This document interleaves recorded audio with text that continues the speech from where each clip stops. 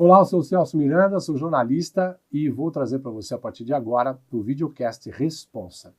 Esse nosso projeto tem a ver com mobilidade urbana. Alertar as pessoas para a importância de uma integração cada vez maior com o uso das cidades nos nossos deslocamentos.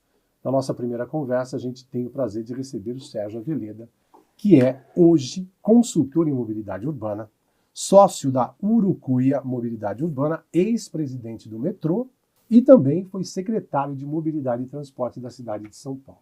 Aveleda, grande prazer conversar com você a respeito de mobilidade urbana nesse início do nosso projeto, porque como a gente falou aqui para abrir, a ideia é fazer com que as pessoas entendam a mobilidade urbana não como um problema, mas como uma coisa do nosso dia a dia que pode ser também tratado e vivido como arte, né? É isso aí, Celso. Em primeiro lugar, muito obrigado por estar aqui com vocês nesse projeto que eu acredito muito. A gente já se conhece há bastante tempo, acompanho o seu trabalho há muitos anos e muito feliz de poder participar desse bate-papo onde a gente pode conversar um pouco sobre responsabilidade, sobre os riscos e principalmente, como você disse, como se mover na cidade de uma maneira mais segura, mais sustentável e como desenhar sistemas de mobilidade urbana que incluam economicamente mais as pessoas, que diminuam as distâncias sociais.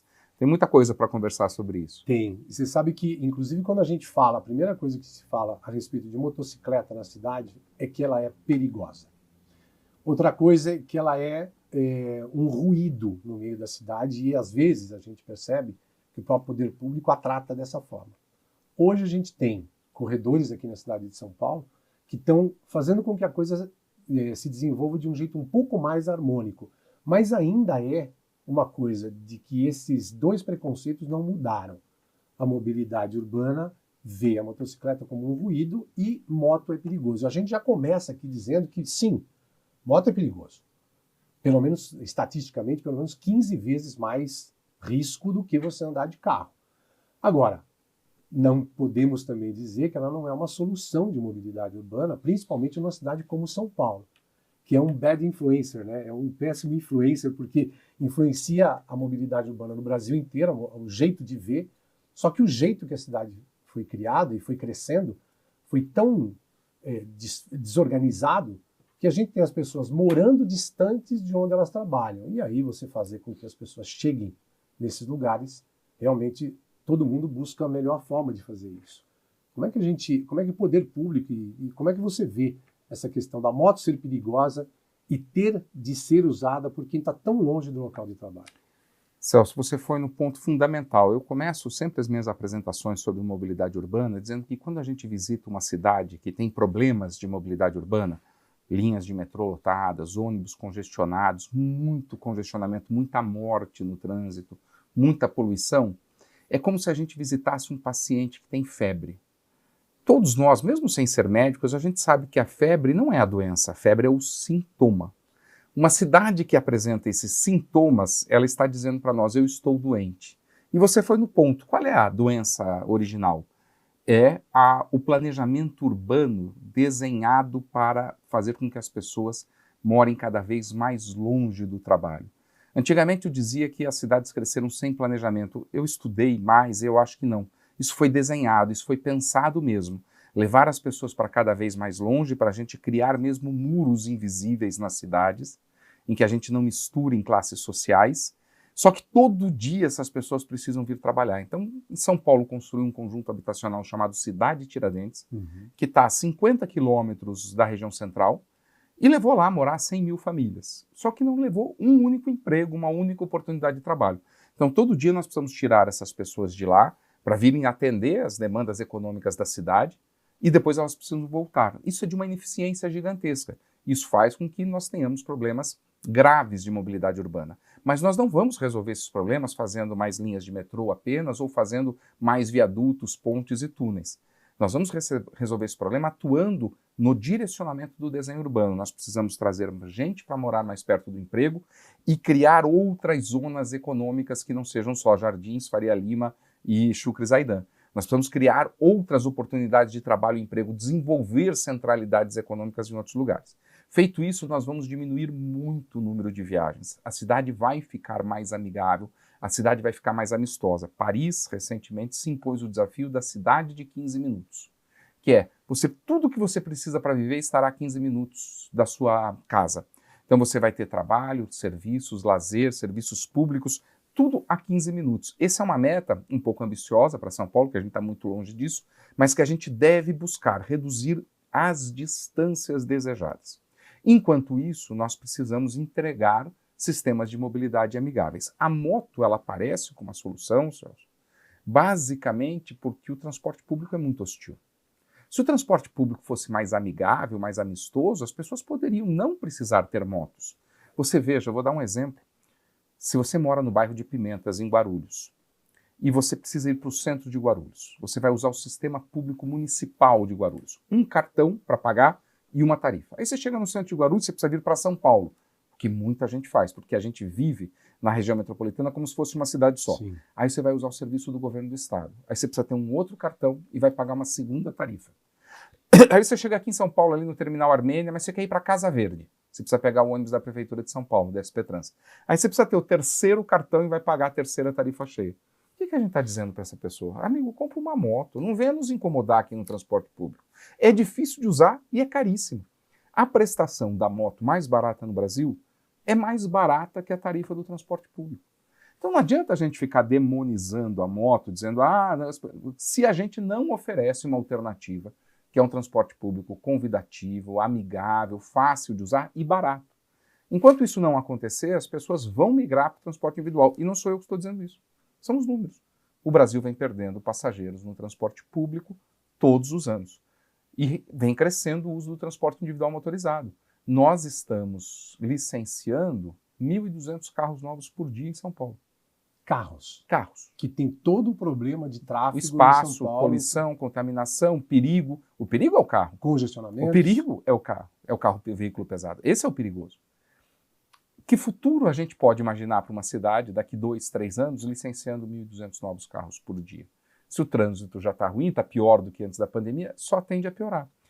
Como sair dessa enrascada? Priorizar o transporte público. Então a gente vê as prefeituras, ano par, né? Parece cabala no Brasil, né? Ano par a gente faz asfalto, né? A cidade está todinha, as cidades, não estou falando só de São Paulo, não, estão cobertas de asfalto novo. Mas e as faixas exclusivas de ônibus que dão eficiência para o ônibus? E as calçadas que dão conforto, que dão convite para as pessoas andarem?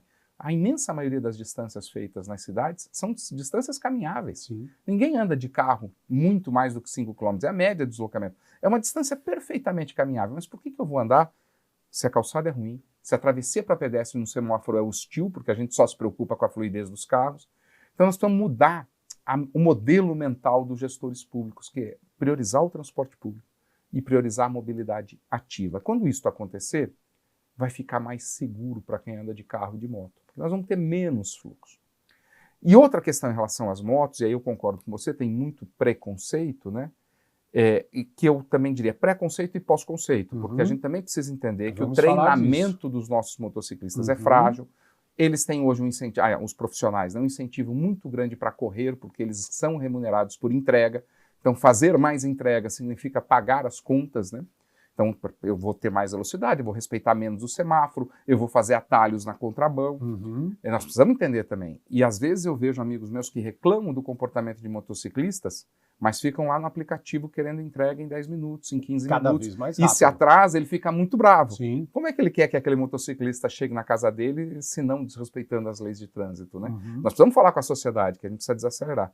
Mas, fundamentalmente, a gente precisa entender que a moto é o vulnerável, como é o ciclista e o pedestre. Então, as políticas públicas devem ser proteger os vulneráveis. Vamos avançar. Senão... Não, e é interessante isso que você fala, porque na minha própria apresentação aqui, eu falei do risco da motocicleta, que é 15 vezes maior do que de carro. Mas quando você coloca dessa forma que quem é o pesado e quem é o obstáculo e quem é o perigoso é o automóvel, nós estamos falando, inclusive, de um cara que está lá dentro, né, que é o motorista, que também não recebeu um treinamento para lidar com a motocicleta e nem para se adaptar ao próprio automóvel hoje em dia. Por quê? O automóvel é uma bolha. Você está lá isolado no seu mundo, com carros cada vez mais entregando conforto e isolamento do ambiente. Por isso que ele vira assim, o perigoso da história. E potência.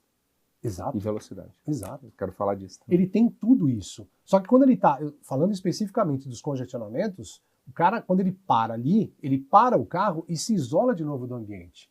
Ele entra no mundo dele, ou no celular, ou no aplicativo, que agora está num painel cada vez maior do lado, é quase tão grande quanto o para-brisa do carro. Então, assim, prestar atenção no que está acontecendo em volta é realmente muito difícil. E como você falou, isso é cada vez mais estimulado por um estilo de vida. Aqui a gente começa a tocar em educação, mas também em comunicação, e por isso essa vertente do nosso projeto de falar de arte, que é comunicar um pouco e despertar as pessoas por que significa você ver uma motocicleta nesse tipo de deslocamento, na necessidade desse deslocamento, e despertar um pouco do que é a vida desse cara, né? Que tem que, como você falou, sair de longe para ganhar dinheiro, um aplicativo que o empurra para a velocidade, e o empurra para a velocidade também através de um status, que aí ele se iguala com a questão do carro. Como é que ele fica igual ao carro? Quando ele é rápido. Você sabe disso. Antes da gente inventar, da humanidade inventar o transporte individual, tudo era coletivo, né? E o que separava as pessoas dentro do transporte coletivo? O conforto, né? Primeira classe, saía primeiro do trem, saía primeiro do navio, e os outros lá, né, demorava pra caramba. Mas a questão do conforto era muito maior.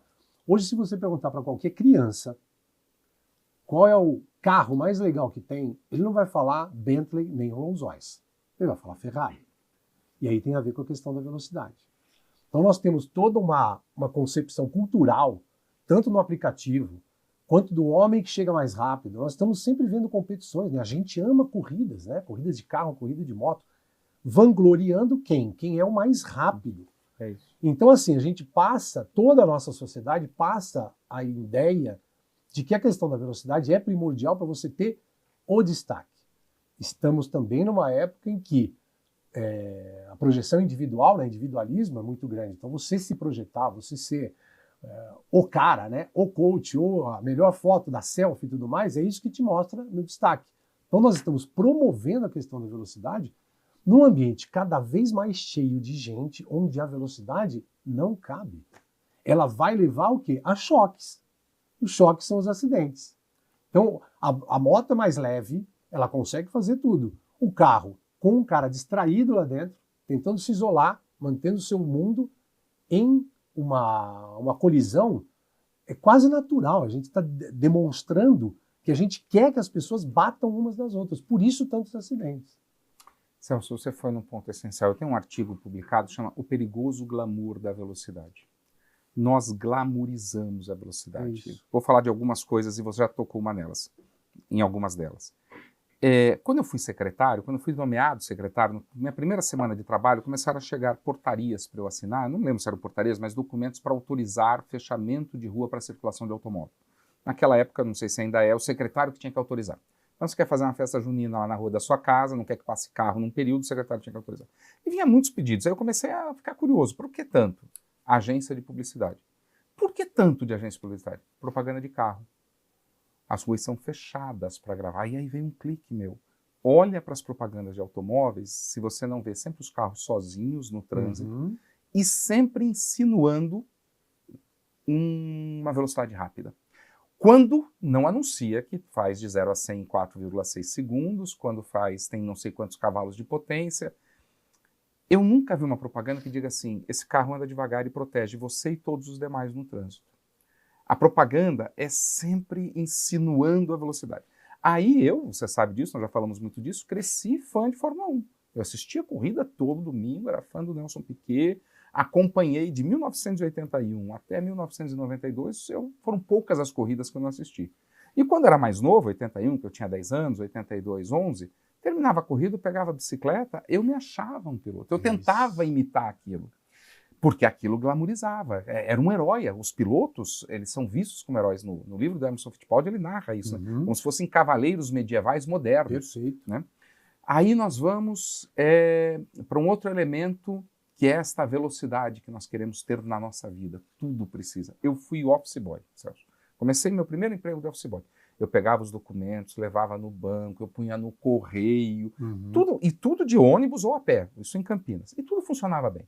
Agora nós queremos que o motoboy recolha a encomenda na minha casa em 5 minutos e deixe em outros 10 minutos no outro lugar. Nós desejamos esta velocidade. Isto acaba contaminando.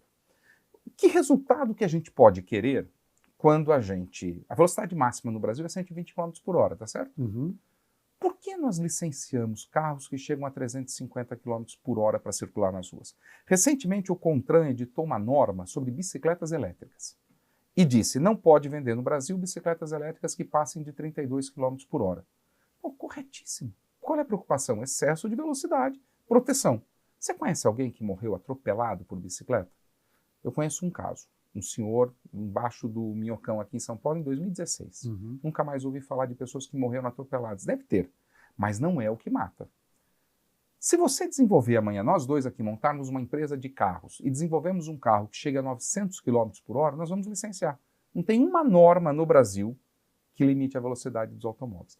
Ora, nós fazemos propaganda enaltecendo a velocidade. Nós glamourizamos a velocidade nas competições.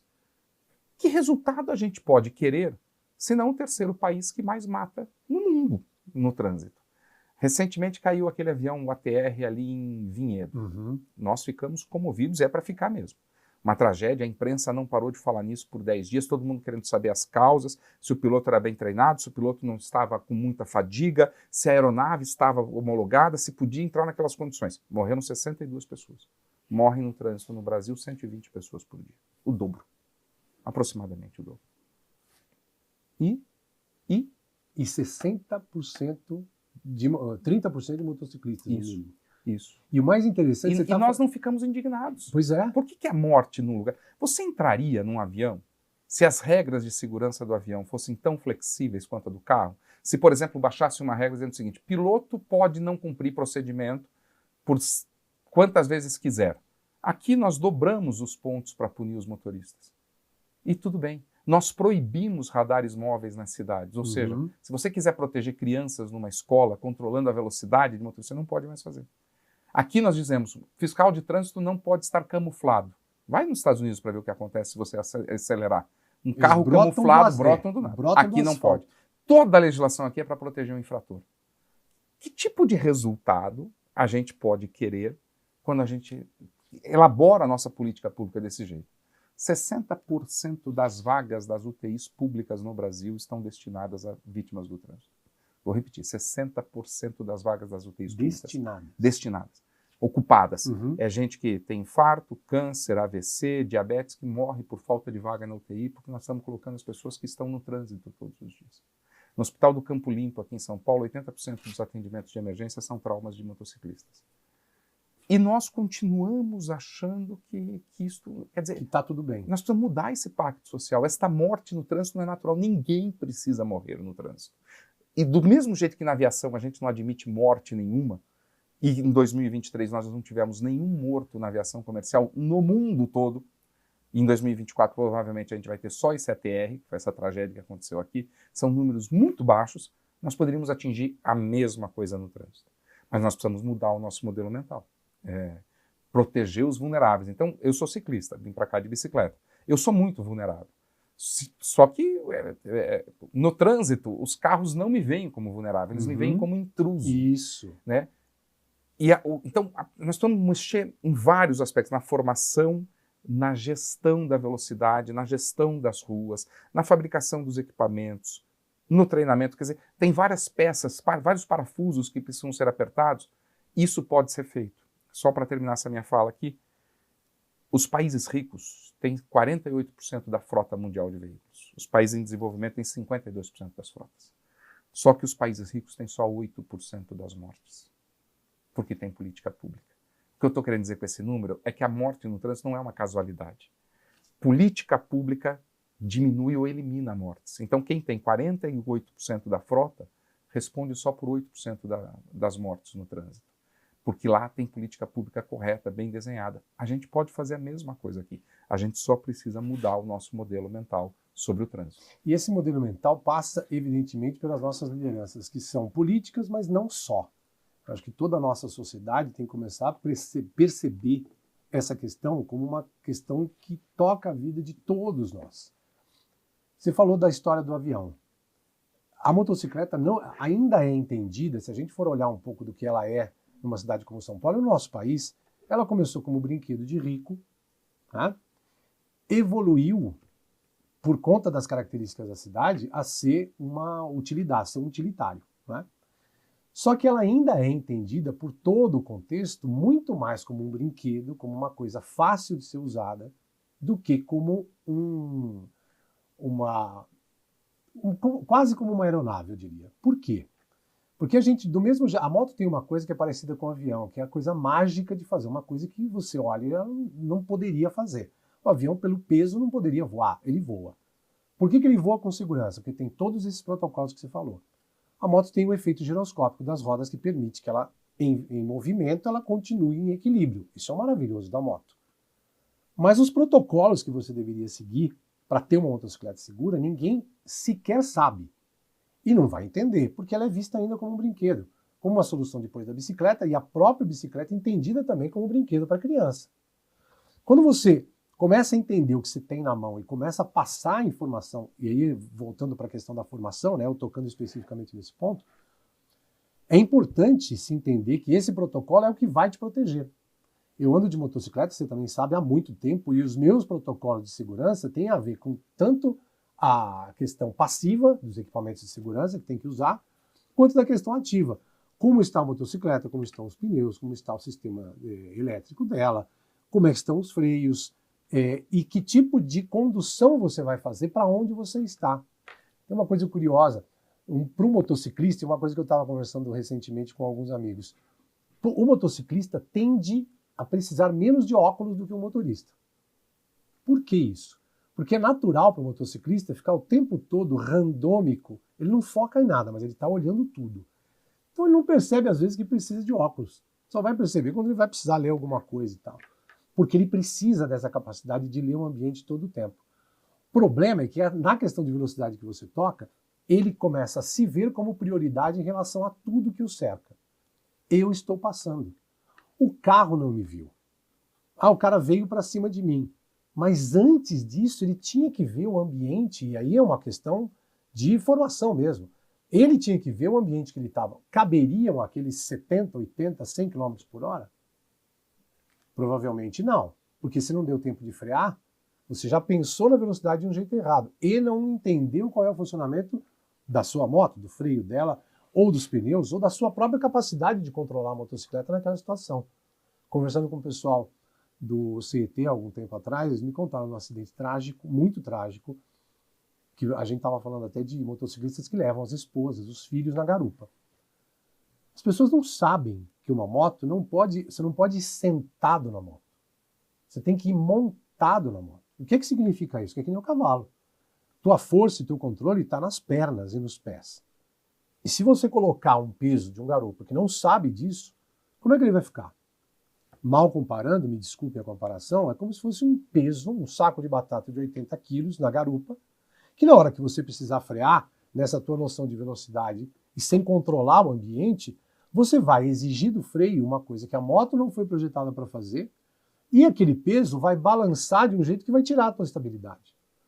O acidente foi descrito como trágico porque o casal caiu no chão, só que a pessoa que estava atrás, a esposa no caso, ela esparramou. E aí os carros continuavam andando. Então assim, esse tipo de acidente mostra o quão zero de protocolo existe na cabeça de quem tem que usar a motocicleta. Por uma questão de sobrevivência, por uma questão de deslocamento, de onde ele mora. Então, as pessoas, o que a gente não conta na nossa história toda? Que a moto tem um nível de risco maior e que ela precisaria do mesmo protocolo de segurança de um avião. Você precisa tomar conta de tudo, e principalmente na sua formação, no seu treinamento. Hoje a gente entrega motocicletas para... E isso tem estados, quando você olha o dado de habilitação em comparação ao número de motocicletas que estão na rua, tem muito mais motos do que habilitados. Sendo que a habilitação tem todos os problemas que a gente sabe. É uma habilitação que foi projetada para os anos 60. Onde você, para habilitar, você não precisa colocar nem segunda marcha na moto. Então, assim, o que a gente está descrevendo, tanto da questão da velocidade quanto dessa questão de formação, o panorama é lógico. A gente não tem que se espantar com nada do que está acontecendo. Quando a gente fala de novo da questão da arte, para ampliar um pouco essa visão, é para que mais gente entenda que o buraco é muito mais embaixo. E que tipo de cidade que a gente quer ter, que tipo de sociedade que a gente quer ter. É isso, Celso, é exatamente isso que você está colocando. Esse aspecto da formação, eu, por exemplo, tenho um advogado que para você tirar uma carteira de motorista de automóvel, você deveria passar 2 horas andando a pé com o instrutor, para sentir na pele o que é ser pedestre, com o instrutor mostrando a hostilidade, o que é uma faixa de pedestre. Faixa de pedestre no Brasil, por exemplo, eu estou convencido que os motoristas e motociclistas acham que é um monumento de apologia às zebras, porque não tem efeito praticamente nenhum. São pouquíssimas as cidades brasileiras. Eu moro ali atrás da Rua Pamplona, onde tem uma faixa de pedestre. Eu sou um pouco ousado, eu desafio os carros, né? Eu ponho a mão e vou, e às vezes eu nem coloco a mão, mas eu vou negociando no olho, né? Eu vejo se o motorista me viu e tal. É um ponto bom. Mas eu me imponho como pedestre para os meus direitos. Mas, em geral, as pessoas, os motoristas, não têm essa. Você disse muito bem, o treinamento nosso está superadíssimo.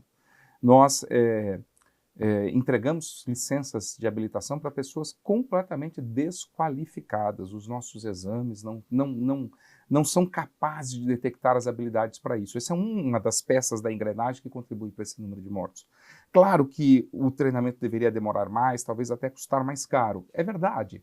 Só que o efeito seria muito positivo e a gente ia economizar um monte de dinheiro e eliminar um monte de tragédia.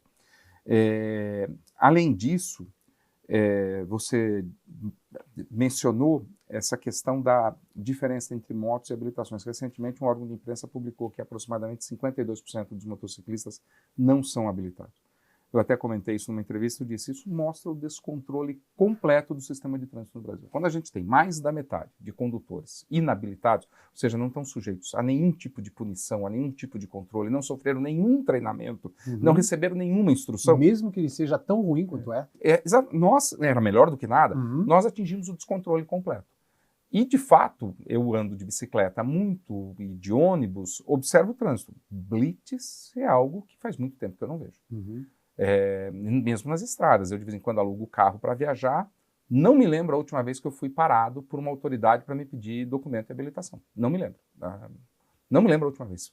Tem mais de 15 anos em que alguém me parou e me pediu documento e comprovante de habilitação e o carro. Nós estamos vivendo uma fase de descontrole, porque antigamente a gente tinha medo de sair na rua, de que tivesse uma blitz, de que tivesse uma posição. Hoje, a sensação que eu tenho, e acho que 52% de não habilitados mostra isso, não sou só eu, nós estamos dizendo assim, pode tudo. E aí não tem jeito, os números de mortos não param de aumentar.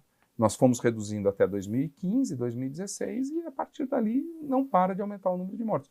E se continuarmos assim, vai continuar aumentando e logo, logo nós seremos os campeões mundiais de mortos no trânsito. Eu fico pensando assim, o que passa na cabeça de um governante que acha isso normal, que não toma medidas adequadas para reduzir isso? Como é que dorme de noite sabendo disso? E como é que a gente toca nisso para mais pessoas entenderem que nós todos precisamos fazer acontecer? O caminho do que a gente está propondo aqui, alertando através de arte, é só um caminho. E a gente sabe que esse trabalho, uma vez eu falando do meu projeto da entrega dos capacetes, me falaram assim, é um trabalho de formiguinha, um trabalho bonitinho.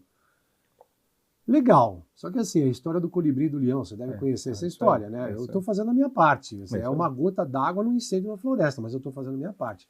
Quando a gente consegue mobilizar, tocar a ideia da cabeça das pessoas, né? Tocar e colocar essa semente na cabeça das pessoas, o plano é esse, para que mais pessoas percebam. O problema é que nós estamos no meio de uma cultura que é esse incêndio, né?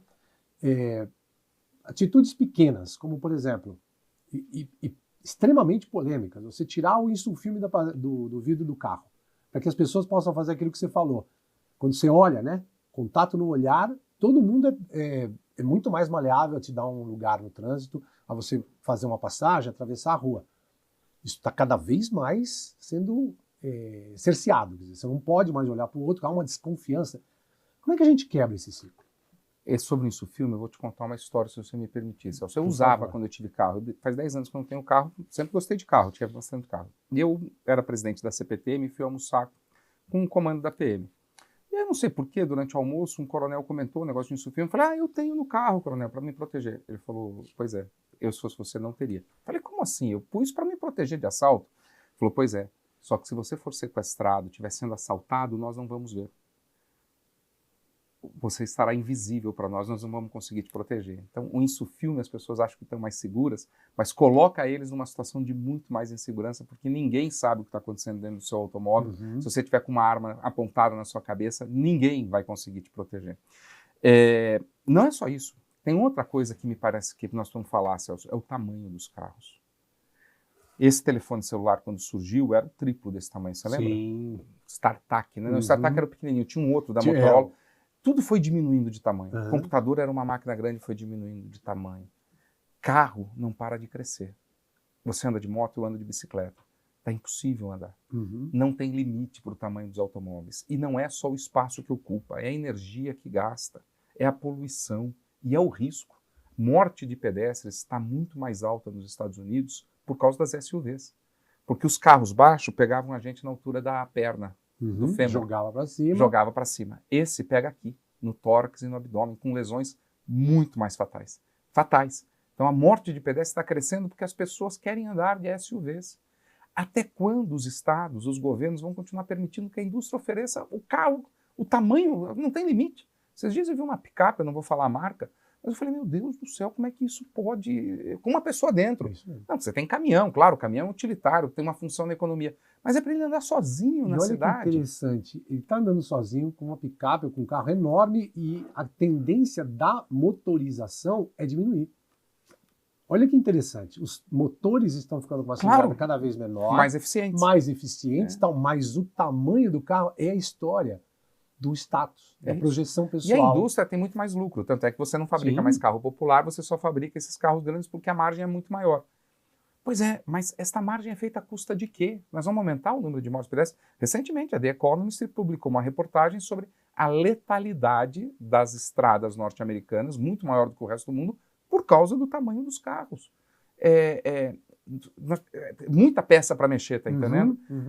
Esses dias eu dei aula para uma montadora, executivos de uma montadora, eu falei, até quando? Ah, mas o mercado demanda. Eu falei, não me iludam, o mercado não demanda. A demanda é criada pela oferta. Exato. Né? Se vocês mexerem todos juntos as peças, a demanda vai se adequar. Então essa é uma questão. Nós estamos construindo carros mais pesados, mais velozes, com motoristas mal preparados. E aí, ciclista, motociclista e pedestre vai morrer mais. Mesmo que o motociclista venha todos anjos cumpridores das leis, na colisão entre uma moto e uma SUV desse tamanho, não tem chance, né? Então nós precisamos mexer nestas peças, né? Velocidade, tamanho e peso dos automóveis, o treinamento, a fiscalização. E aí eu quero entrar num ponto importante. A gente acha que as cidades, as pessoas não gostam de radar, de fiscalização, e que, portanto, um político que implante radares, ele vai ter a sua carreira política desgastada. Essa é a impressão que está. Isso não é verdade. E eu vou lhe contar uma história. Campinas foi a segunda cidade do Brasil a implantar os radares. A primeira foi Brasília. E nessa ocasião era prefeito de Campinas, eu posso falar com muita tranquilidade, porque infelizmente é um político que morreu logo depois, o José Roberto Magalhães Teixeira, um dentista. E ele autorizou o secretário dele a colocar radares na cidade. E o secretário colocou os radares, ligou, mas não estava multando, só estava coletando dados. E descobriu que 97% dos carros iam ser multados. E ficou preocupado com a reação política. Sim. A cidade vai se levantar contra e tal. Aí um dia o prefeito cobrou, falou, vamos ligar os radares? Falei, mas prefeito, não é melhor? Falei, não, vou lhe explicar uma coisa, secretário. A cidade é como um adolescente. Ela grita, ela fica rebelde, ela esperneia, mas o que ela quer é ordem. Um filho adolescente, se você deixar ele fazer tudo o que ele quer, você mata essa criança. Se você colocar limites, ele fica revoltado, ele vai te xingar, vai dormir sem te dar boa noite, vai dizer que te odeia. Mas no dia seguinte ele vai entrando no limite, ele reconhece o valor disso. Conversa com qualquer psicanalista de adolescente, vai dizer a importância dos limites. A cidade é igual. Ele falou assim, vamos ligar esses radares segundo. Domingo a gente vai para as ruas, chama a imprensa, nós vamos explicar nos semáforos, e segundo eu ligo o radar. Ligou. De fato, foi um caos. Xingaram e tal. Só que de 500 atropelamentos caiu para 50. Passados 20 anos, 28 anos, 98% dos carros multados em Campinas são de fora de Campinas. A cidade se adequou. E nunca um prefeito se elegeu prometendo desligar os radares. A cidade entendeu a importância. Porque a cidade, as pessoas querem ordem, querem proteção. A imensa minoria dos motoristas, 5% dos motoristas de São Paulo concentram 50% das multas. A imensa maioria, ela quer cumprir, ela quer estar sob controle porque ela sabe que isso protege. E se você tem alguma dúvida, faça uma campanha grande explicando. Eu fui para Bogotá, Celso, a convite da Prefeitura de Bogotá, quando eu era diretor da WRI, uma ONG em Washington, eles me convidaram passar um dia com os jornalistas. Eles colocaram os radares. Já tinham baixado velocidade, já tinham reduzido o número de mortos e faltava colocar radar. Sabe como é que eles deram o nome do radar? Câmera salva-vida. Esse é o nome em Bogotá. E eu passei um dia com os jornalistas de toda a cidade mostrando os efeitos positivos dos radares. No dia seguinte, 3 televisões, rádios me convidaram para dar entrevistas, eu fui a campo. E a cidade apoia, a cidade gostou, entende esse sistema de proteção. Claro que sempre vai ter um político populista falando bobagem, sempre vai ter. Você não tem como proteger o mundo das asneiras. Aliás, nesta época de redes sociais, a bobagem, a asneira, o terraplanismo, o negacionismo explodiu. Mas um líder, ele sabe fazer, sabe comunicar e faz bem feito. O Roberto Cláudio, que foi prefeito de Fortaleza 2 vezes, é um médico sanitarista, reduziu velocidades, colocou os radares, foi reeleito. Foi reeleito fazendo isso. É só você se comunicar bem, explicar que é para proteger as pessoas que você vai ganhar. Qual é a mãe? Qual é a mãe? Qual é a esposa que não quer cuidado? Eu estou falando de mulher e gênero porque esse é um ponto importante. Você sabia, Celso, que as mulheres são metade das motoristas em São Paulo, aproximadamente, com habilitação? 92% das mortes no trânsito são causadas por homens. Se a gente pudesse proibir os homens de dirigir, a gente resolvia o problema da segurança viária. Porque mulher não comprava carro até os anos 70. Toda aquela publicidade enaltecendo a velocidade, a força, era dirigida para homens. E nós compramos essa ideia. Sim. De que o carro é um símbolo de poder. Mulher não tem essa ideia. Para a mulher, o carro e a moto é para levar ela do ponto A para o ponto B. E mulher é muito mais cuidadosa, tanto é que o número de mortes de mulheres é muito... A expectativa de vida das mulheres é maior. Um dos motivos é porque elas não morrem jovens. Sim. Nós morremos jovens. E nas bobagens que a gente é capaz de fazer. Então, você acha que as mulheres, que são a maioria do eleitorado, não querem proteção, não querem segurança? Se você explicar, esse radar é para proteger o seu filho que está na escola, esse radar é para proteger o seu marido, para proteger você, para proteger a sua filha. Você acha que a sociedade não quer isto? Se a gente achar que a sociedade não quer isto, por que a gente anda de avião? Porque lá é seguro. Sim. Você acha que a gente quer que flexibilize as regras de segurança de aviação? Ninguém quer. A gente só precisa explicar. Colocando isso num pacote de comunicação bem feito, não tem nenhum político que vai ser reprovado por proteger as pessoas. Você falou tudo. Questão da comunicação, que é o que está faltando, ou sempre faltou nesse setor. E aí a gente precisa entender. Nas disputas de poder, que você falou que é uma coisa essencialmente masculina, e efetivamente é, né, desde sempre, hoje nós estamos vivendo, como você falou, a época do negacionismo, onde a palavra liberdade ganhou um sentido tão amplo que tem a ver com o não cuidado. A liberdade de eu andar na minha moto, no meu carro, na velocidade que eu quiser. A liberdade é eu não tomar vacina. Não tomar vacina, né? Não ir para a escola, não ler um livro, não ouvir ninguém que fale alguma coisa que eu não queira ouvir, né? Não entender o limite do outro é a minha liberdade. Isso é o mote hoje, isso é forte na política, está colocando cada vez mais líderes em evidência que pensam e que agem dessa forma. Isso é ferramenta de comunicação que foi totalmente dominada por esse tema da liberdade. Veja que coisa. A comunicação dizendo que todo mundo tem liberdade para morrer ignorante, ou morrer de ignorância.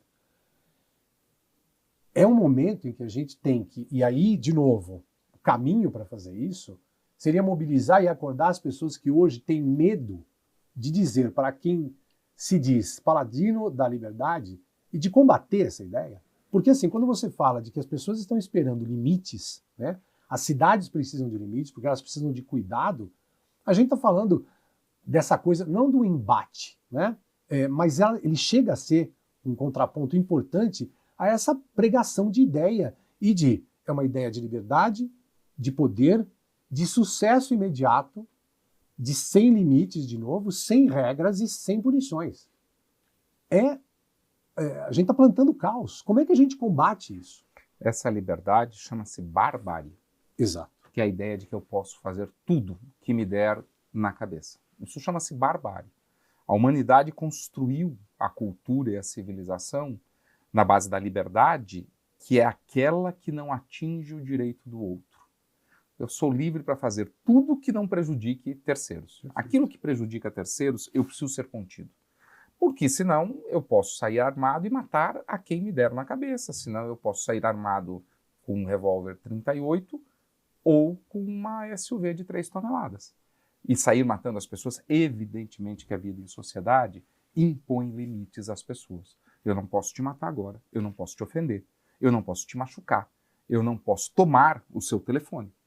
Isso limita a minha liberdade. Uhum. Mas é um limitador que viabiliza a vida em sociedade. Porque se eu pudesse fazer tudo isso, a gente não estava se encontrando aqui. Você teria a sensatez de não se encontrar comigo se eu pudesse te matar. Uhum. Nem eu teria a sensatez de te encontrar. O que viabiliza o encontro e a vida coletiva são limites.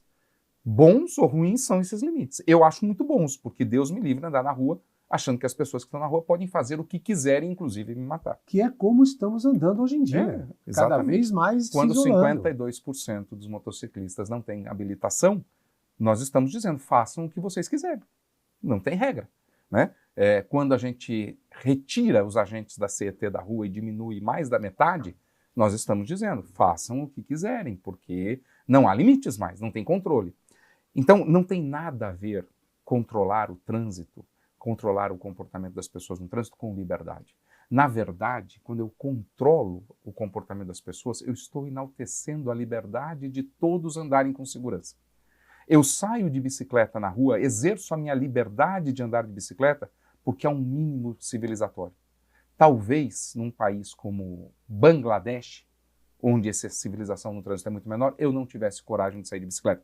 Ou seja, o excesso de liberdade que foi dado lá limita a minha liberdade de andar de bicicleta. Uhum. Você anda de moto, que tem um mínimo civilizatório, que se perder, o seu instinto vai dizer, eu não vou sair mais.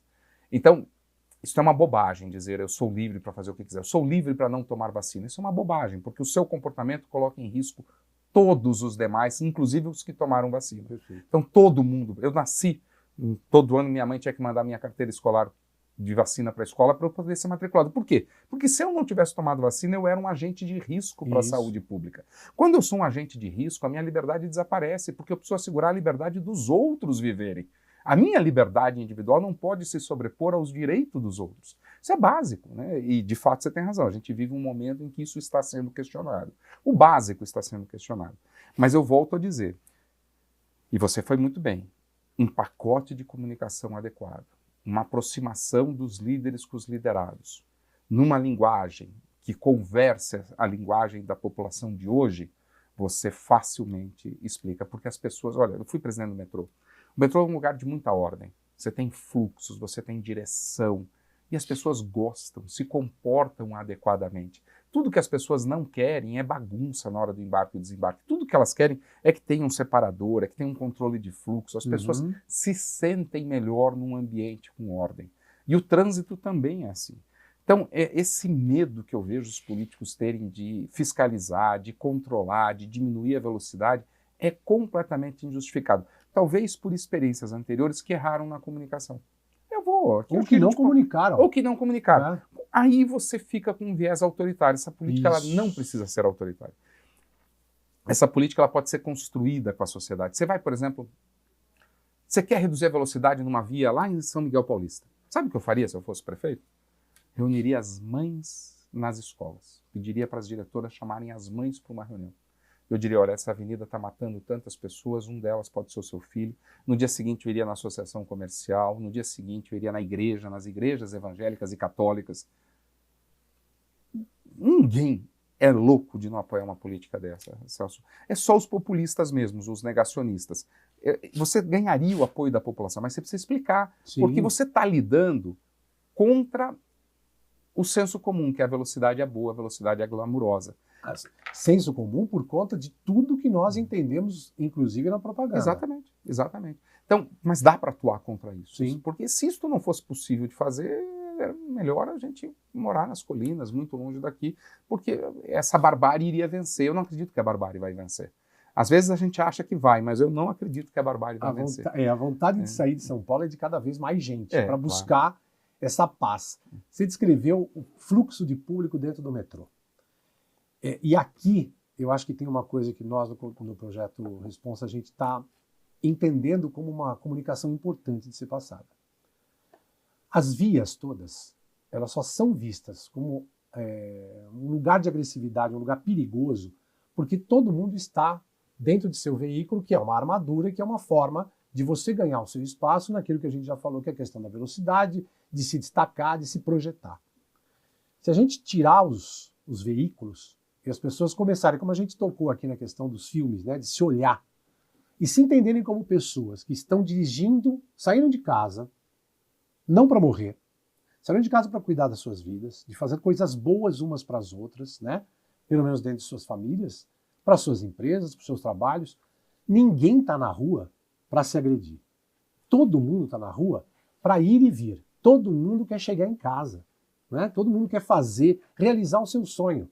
Realizar o seu sonho é fazer o seu trabalho, né? Onde a gente passa a maior parte da nossa vida. Indo para a escola.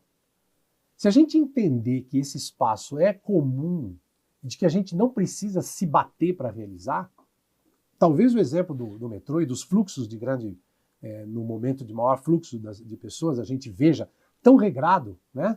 Mesmo com as pessoas que estão de fone de ouvido, óculos escuros e boné, não querem contato com ninguém. Mas todo mundo sabe para onde ele está indo, ele tem uma regra, ele está seguindo essa regra. Talvez esse seja o caminho, de mostrar que todos nós estamos juntos na rua, não para se agredir, mas para fazer uma coisa boa que é para o coletivo. E essa comunicação não é feita. Ninguém diz isso.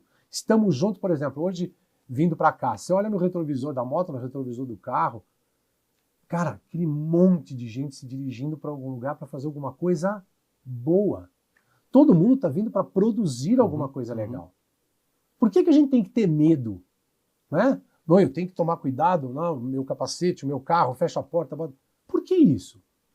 Se a gente entender que todo mundo está indo fazer alguma coisa que é para o bem comum, de que ninguém quer se machucar, nem machucar o outro, a coisa se resolve. E parece que é uma coisa que talvez esse caminho para as mães, esse caminho nas comunidades, seja um jeito de dizer isso para as pessoas e que todo mundo entenda. A gente está indo aí num lugar, né, Celso, não é só no trânsito, né? Essa agressividade, essa hostilidade, ela não para de crescer em várias dimensões da vida, né, da sociedade, não só no Brasil, no mundo todo. Eu, particularmente, sou muito crítico de como as pessoas usam as redes sociais, ou talvez de como as redes sociais estão se desenhando, como elas evoluíram, né? Porque eu acho que elas estão formando essas bolhas, não só partidárias e políticas, mas também bolhas de mundo, né? E é muito difícil a gente criar daí, porque tudo isso se resolve com uma palavra que é mais, chama empatia. Eu me colocar no lugar do outro. Então eu estou no carro, eu me coloco no lugar do motociclista que pode estar servindo a minha pizza à noite. As pessoas nunca pensam nisso. A gente xinga o entregador porque ele passou o semáforo vermelho, mas a gente não lembra que é o entregador que vai trazer a pizza, o hambúrguer, que vai buscar o documento, né, que vai buscar o exame médico, que vai levar o sangue para fazer o exame, que está viabilizando a vida em sociedade. A gente está perdendo essa capacidade de se colocar no lugar do outro em várias dimensões da vida. Não é só no trânsito, mas o trânsito, sem dúvida nenhuma, é um reflexo. Eu pedalo em São Paulo desde 2009, 2010 e posso te dizer, a agressividade está cada vez maior, e às vezes até minha. Eu também fico com mais raiva dos carros e reajo de maneira mais agressiva. Não está fácil essa sociedade. E assim, quais são os caminhos, né, para a gente sair disso? Um deles, eu acredito, é a arte. A ficção, a arte, eu acho que ela revela a maior engenhosidade da espécie humana. Né? Quando a gente vê uma música, um quadro, um livro, uma pintura, uma escultura, ali brota o que a gente tem de melhor. Né? Eu estava esses dias no museu vendo peças feitas por civilizações pré-hispânicas na América Latina, e eu dizia, como é que a humanidade que faz isso produz o que a gente está vendo no Oriente Médio, o que a gente vê nas nossas comunidades todos os dias, né? Como é que a mesma humanidade é capaz de produzir horror abundante, mas ao mesmo tempo coisas fascinantes? Então, eu acredito profundamente no uso da arte. E vou contar outra história para você. Eu acabo de chegar da Colômbia, onde eu visitei Medellín e Bogotá em visita de trabalho. Nós mergulhamos lá com o ex-secretário de Cultura de Medellín por 5 dias com executivos de grandes empresas brasileiras dentro das comunidades. E olha como dá para ter esperança. Medellín já foi a cidade mais violenta do mundo. O Rio tem 24 homicídios por 100 mil habitantes, mais ou menos. Medellín tinha 388. Imagina uma cidade 15 vezes mais violenta que o Rio de Janeiro. Acho que a gente não consegue nem imaginar o que é isso. Não dá mesmo. Né? Mas era assim. Eu fui lá na Comuna 13, que era a comunidade mais violenta do mundo, que tinha operação militar para prender traficantes de droga todos os dias. Desde 2002 não tem nenhuma operação militar. E deixou de ser o lugar mais perigoso para ser o ponto turístico um dos pontos turísticos mais concorridos do mundo. 2 milhões de visitantes por ano. Economia crescendo. Como é que eles chegaram nesse lugar? Não foi com guerra. Eles chegaram nesse lugar com urbanismo social. O que eles fizeram? Implantaram escola, cultura, clube, aula de dança, educação, sensação de pertencimento, colocaram escadas rolantes, as pessoas têm orgulho de dizer que moram na Comuna 13. A violência não é que ela desapareceu e acabou o tráfico de drogas, não é isso, mas ela deixou de ser a figura dominante. Através da arte, você anda naquele lugar, eu conversei com uma criança de 15 anos que faz 10 anos que aprende a tocar flauta transversal num centro cultural daquele. Eu conversei com estudantes que eles estão fazendo pintura, é arte, aquele lugar está repleto de grafites feitos pela comunidade, lojas vendendo arte produzidas por artistas locais. A arte dá para quem vê a sensação de prazer, mas para quem faz o orgulho, a sensação de pertencimento. Então, quando você diz que você vai usar a arte, eu não diria que é um trabalho de formiguinha, eu diria que é um trabalho de elefante, no sentido de poder, de memória. A arte me faz as pessoas terem memória. Então, um dos motivos que a Colômbia saiu da tríade de violência que ela vivia, né, que era a guerrilha, o tráfico e as forças paramilitares, foi através da arte. Foi através da arte. Então, eu confio muito nisso. Vir da Colômbia dá a esperança de que... E Bogotá é uma das cidades que mais reduziu morte no trânsito no mundo. Que há esperança, que dá para fazer, que não é assim, o político que fizer, ele vai ser mal visto. Não. Em Bogotá, quem fez, por exemplo, Henrique Peñalosa, Cláudio, os prefeitos lá são bem reconhecidos, bem avaliados pela população. Então, dá para fazer, e eu acho que a arte é o caminho. Quando a gente fala da arte como caminho, e é importante a gente lembrar de toda essa nossa conversa, a questão do pertencimento, a questão da integração, de uma necessidade de harmonia, de empatia. E você falou de arte, e como a gente está na proposta aqui, o que a arte permite, né? Que é o contraponto daquilo que a gente falou que também é um problema, que é a questão da velocidade. Você só percebe a arte quando você para o seu olhar, quando você respira e procura receber um pouco daquilo. Não importa onde ela esteja, ela também vai tocar sempre a memória, as memórias emotivas, as memórias que trazem e levam a gente para bons lugares. O caminho da gente aqui no Responsa, com certeza, vai ser passar por aí, porque, de novo, ou trabalho de formiguinha, ou trabalho de elefante, a gente não vai parar, confiando principalmente que existem cabeças como a sua para incentivar, para inspirar, porque é o que a gente está aqui para fazer. Beleza? Super obrigado a sua participação. Eu que agradeço, parabenizando demais você por mais um projeto. Você já tinha um projeto lá da distribuição dos capacetes que era incrível. Que continua. Que continua. E agora mais um, eu tenho certeza que é uma grande, não é formiguinha, não, é uma grande contribuição nessa causa que deve ser a causa de todos nós, eliminar as mortes no trânsito. Obrigado. Obrigado a você.